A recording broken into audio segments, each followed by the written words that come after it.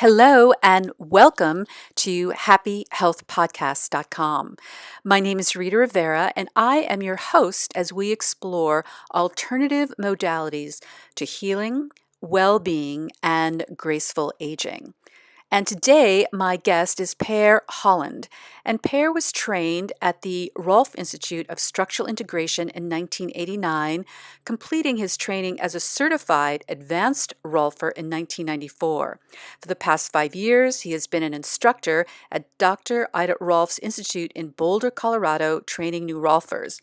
He has been in private practice close to 30 years in Santa Cruz and Los Gatos.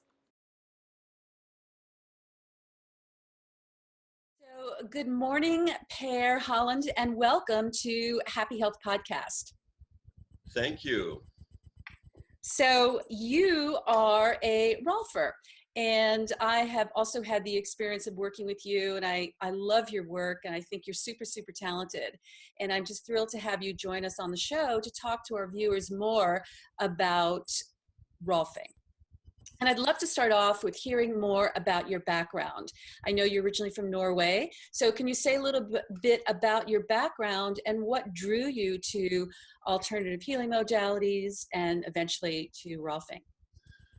Yes, as you said, grew up in Norway. I came to the United States in my early 20s, and I knew that I was interested in learning something about the body and healing and that type of thing. And in Norway at that time, the opportunities were very limited. There was pretty much just physical therapy. It was the only field I could see. And then so when I came to the US, I found out around me that they were offering massage therapy. There were schools for massage therapy. So I ended up going to a school for massage therapy. And one of my teachers at the massage center school for professional body work up in Palo Alto was Michael Murphy. And Michael Murphy is a Rolfer. And so he took me basically through the basic 10 sessions of Rolfing, and from then on I got really, really interested in this method, and I kind of thought to myself, this is something I'd like to do. Took me a few years from that point till I actually became a Rolfer, but in 1989 I entered the program and became a Rolfer, and then 5 years later I did the advanced Rolfing training. Excellent. And did you have a particular injury, or is there something that you were dealing with that really drew you to Rolfing, or was it just a sense of something that you felt very connected to? For me, it was really two things. There was an injury, there was a problem. I had a back problem for a while as a teenager and a young person. And then with the Rolfing, as a matter of fact, that really, really changed. That almost completely cleared up. And so I was very, very excited by that. At the same time, I was in a process of, I would say, personal growth and interest in various things associated with that. And at that time too, I started the training as a dancer. So I started studying modern dance and ballet. And so these two things, in a way, the Rolfing and the dance, starting to take dance classes, kind of coincided. And I just remember having these amazing experiences of this newfound freedom in my body. That came through, that I felt came through the Rolfing and the dance training that I started. That's fantastic. Thanks for really talking about that and sharing that. Yeah. So let's see, I want to move on. And can you talk a little bit about Rolfing? Like, what is it? Who created it? How long has the modality been around? Rolfing was created by Ida Rolf. She was a biochemist at the Rockefeller Institute doing research there. And she had there was some health problems in her family that she couldn't find help for in the traditional medical field. And so she started experimenting with this combination of movement manipulation and connective tissue manipulation and movement education. And she had some really good results. I think it was one of her sons that had these health issues, and she found that he had great improvement with it. From then on, she started to continue developing this work, and eventually in the 1960s she was asked to come to the Esalen Institute, and where she was working among others with Fritz Perls and other people from the human potential movement. And that's where the first Rolf Institute was, actually, at Esalen. So yeah, and from then on she formalized her program more and started teaching more of this 10-session protocol for how to work with the body. Right. That is so awesome. I didn't know that about her background. So Per, can you tell us a little bit about the underlying premise of Rolf, how it's approached? You did mention the connective tissue. So is that her approach to working the body and helping people relieve pain? Yes, exactly. So Ida Rolf's original premise was that she found that the fascia, the connective tissue in the body, has a lot of plasticity. It's quite changeable, and she found that with pressure on the connective tissue, she could cause the connective tissue to change its consistency, so to speak. So that she found that she was able to help tissue that had become shortened, contracted, to become more, to get more length and looseness in it. Right. Yeah, that's really fantastic. Yeah. If you have a few more things to say around that, please do. I do, yeah. So the fascia, as we know, consists of collagen, and there's various receptors in the fascia, which so that what we see is that when there's manual pressure applied into the fascia, these receptors are being stimulated, and then the receptors send the message to the brain, central nervous system, which then again sends a message back to these tissues to relax and to lengthen. Right. So it's really a sophisticated communication with the nervous system that we see. Right. Yeah. That's really fantastic. Yeah. So can you say a little bit about, because you also call it structural integration. So is Rolfing the same as structural integration, or is there an offshoot of Rolfing called structural integration? Structural integration was the original term coined by Ida Rolf. I see. But the term itself has become more generic. There are many different schools of structural integration at this point. The Rolf Institute of Structural Integration is the organization that I've been trained in. Yeah. Right. And have there been people that have trained in Ida Rolf's work and gone on their own and created offshoots of her original formulations? There have been many people who have gone off and started their own schools. Yeah, absolutely. Yeah. So Per, I'd love for you to talk to me and our viewers about this 10-session protocol. Is it necessary to actually come in and do 10 sessions? No, it is not necessary to come in and do the full 10 sessions. There are different ways that people can do Rolfing.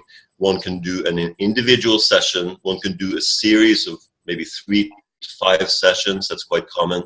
And some people will just come in for ongoing sessions in Rolfing. But the 10 session recipe I find is a very good method. It's a very good way to do the Rolfing work. For instance, session number 1 will start on working with freeing up the rib cage, the area of abdomen, so that the breathing can come to fuller expression. Right. It also deals a lot with the upper body and the weight centers of the upper body, so that one can come to a place of greater adaptability, so that the changes later can be better assimilated. So it goes on like that. Each session has its own particular area of the body that works on. It has particular objectives and goals with each session. So I think that's a very it's a very valuable way to work. And you are also an instructor at the Institute, which is in Boulder, I believe. Is that correct? That's in Boulder, Colorado. Yeah. Yeah. Yes, I've been going for the last 5 years. I've been going through a training program at the Rolf Institute. Mm-hmm. And I'm just in the process of becoming a lead teacher at the Institute. Yeah. Do you find that satisfying, moving from actually doing body work into teaching? I really do. I really, so also I have a background in dance and theater as a performer and choreographer as well. And so I find that actually the teaching draws on a lot of my resources from that work. And so I particularly find it interesting to, the act of how to convey this material to students that are entering into the field. Yeah, I find it very, very satisfying. And it also helps me to develop my own ability to articulate what it is that we do in Rolfing. And I think it actually makes me a better practitioner, because for one reason, people are observing me when I do sessions. So yes. I better do good sessions, right? But people are observing. Be a good role model. Yes. Yeah. Yeah, I found that work very satisfying. Do you do any classes in your hometown of Santa Cruz, or you just do private work right now? Right at the moment, I just do private work. Yeah. Cool. So I'd love for you to share any stories about any clients that you've had that you have had some really great success with.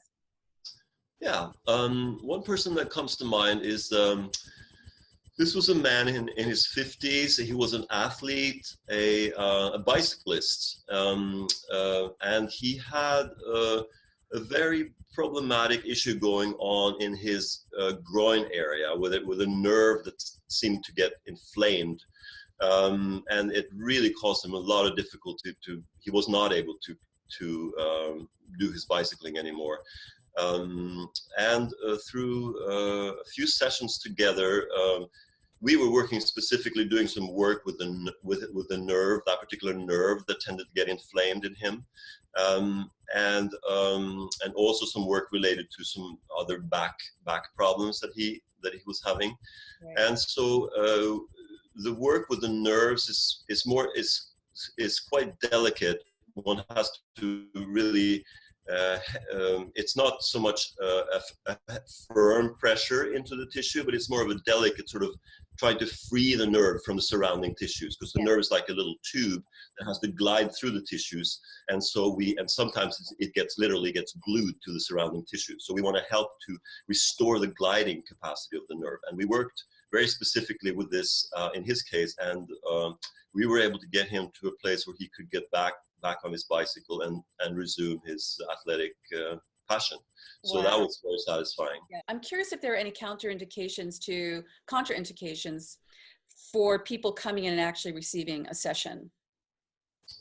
For instance, a pregnant woman would not typically receive the standard Rolfing procedure, because the Rolfing procedure is about transforming the body structure and helping to change the body. So in a situation like that where a woman is pregnant, one does not want to do anything that is going to make any kind of changes into the system. So a woman who's pregnant would come in for work, but it wouldn't be structured as a the 10 session kind of Rolfing work. There are certain skin issues that are perhaps an irritation of the skin, where Rolfing may be difficult to do, but however, it's not impossible. It's just that one has to be kind of sensitive to not irritate the skin and so forth. But other than that, there really aren't very many contraindications to Rolfing, and Rolfing can be modified. There's of course certain medical situations that may make it necessary to not work with a lot of force, to make it to have to work very gently and so forth. Mm-hmm. But there really isn't very many decisive contraindicated thing related to Rolfing. So people can come in if they're experiencing inflammation or maybe they're in spasm. It's actually a good time to come and see you. Absolutely, absolutely, yeah. Okay. Per, I want to ask you lastly about preventative measures. Would someone come in for a Rolfing session looking for just prevention and keeping their body well, keeping balanced and staying healthy? Absolutely. I think that's a very important basic premise of Rolfing. What we do in Rolfing is to help to educate people, educate our clients about how to use their bodies, how to do the everyday activities such as sitting, walking, lifting things, all these kinds of things. We spend a lot of time in our sessions educating our clients about movement. We do this through exercises, to helping to bring their awareness of how they walk, how they move, even how they use their eyes in space, and how they use their sensory faculties, so that we can help to enhance their ability to perceive better, which generally helps us to move better. Yeah. So and so the combination of the manual work with the movement education, it really makes Rolfing very much a certain type of preventative medicine, because people can learning to move better and use their body in a different way.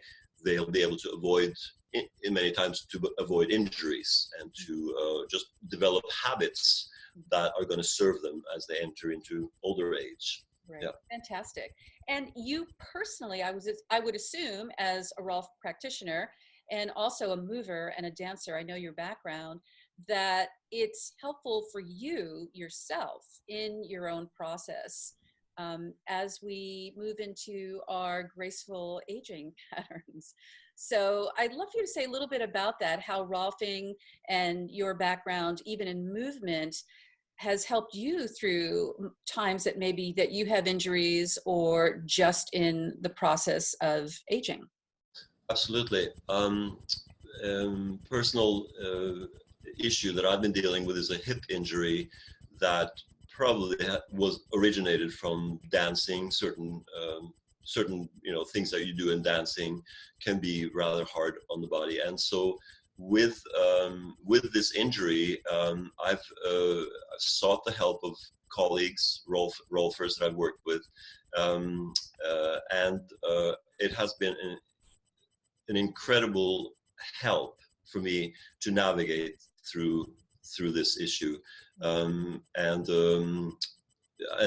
I've really had great improvements in my condition. There's been other modalities as well that have been really important for that, but I think Rolfing and the body of understanding that comes with Rolfing really helps, particularly because you can see that you can actually, such an activity, for instance, like walking, if it's done incorrectly or in an imbalanced way, can really create people can almost like exacerbate their injuries by how they're walking because of poor habits. Absolutely. But if one really sort of almost like unlocks the secret of how it is that one can walk well, to really feel the principles of what we call contralateral movement, and just a sort of a fluidity that comes to walking, I think that's walking becomes a great health building activity as opposed to breaking it down. So I find for me the knowledge that I've gained over the years through dance, movement, and body therapy in general as I enter into older age. So, Per, I really want to thank you so much for the work that you do. And I know you've changed many people's lives and really brought awareness and consciousness to many people about how they embody themselves so that we can feel healthy and well and balanced and just find that sense of ease and confidence in our day and in our body. So I really, from the bottom of my heart, thank you for the work that you do. And I really appreciate the time that you've taken today to come and join us. Oh, it's been a pleasure. It's been a pleasure talking to you, Rita. Thank All you. right. You're so welcome. Bye-bye. Bye All right. bye.